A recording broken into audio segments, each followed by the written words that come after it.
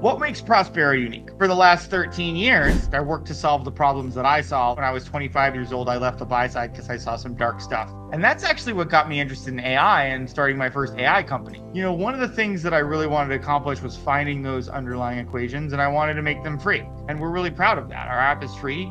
It will always be free. And I think that that's something that's like a really big differentiator from us. Prospero has pledges. We will never front run trades. We will never sell raw data. Our users are our partners, not our product. Unlike everything else out there, even a place like Google, Google users are the product, right? So what are we trying to do? We're trying to long-term flip the script and give retail investors an advantage over institutions. So the story on that and what I saw is like institutions will pull like real-time credit card swipes, camera data, satellite images, locations, web traffic, you name it, they know exactly what you're doing. They're getting that without your consent. What we want to do is someday ask people questions like, what's your temperature? And be able to model a pandemic in real time and essentially do what the US senators did, where they were reassuring the public, shorting the market, making private information arbitrage profitable for them. We actually want to make that information a public utility. Ask you questions like that, deliver the benefit back to you. It could be something as complicated as that, to us also asking something like, are you going to buy an Apple or a Samsung phone next? Or are you going to buy an Apple or a VR headset or a Meta one? And that will allow us to be more and more accurate in terms of the predictions, deliver that benefit to you. All of that is a story about everything that makes us different, right? Why are we interesting today? Because I wanted to create something of real value. And the way to understand how we're different than everybody else is I have seen every other AI company just, if not like, outright swindling people. Maybe they just actually, at best, they don't know enough about the market to know how dumb it is that they're suggesting they can beat Wall Street in a non-linear equation competition.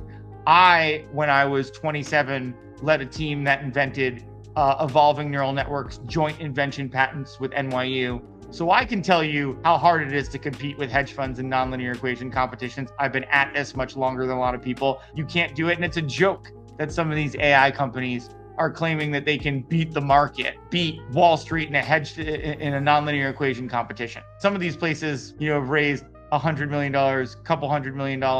Wall Street place like Rentec, Bridgewater, they could lose that in a day and they wouldn't bat an eye. So how are these places going to compete? So what do? We do the opposite of that. About 6 or 7 years ago, I started saying, well, instead of trying to win nonlinear equation competitions, I'm going to take our very powerful platform and I'm going to turn it on a new problem. I'm going to say I want to track and visualize where institutions are making their bets, especially in the options markets. And that's why Prospero works so well. We are not trying to beat institutions. And to tie it up in a nice little bow, I don't know how many people pay for like dark pool prints, option sweep orders, block trades. We actually are the opposite of an option sweep order, the way we've built our tech. So an option sweep order basically says we are buying the ask all the way up. There's an institution that's basically saying, we'll actually pay a bunch of money to keep buying the ask, pay that premium because they want to send you a message. They want to make you the tool because they know when you see those prints, you're going to buy them. So when you pay for option sweep orders, you are basically paying to be a hedge fund operative without your knowledge. What we do is the opposite. We are basically looking at what they don't want you to know, something that we call institutional trade signatures, robotic signatures.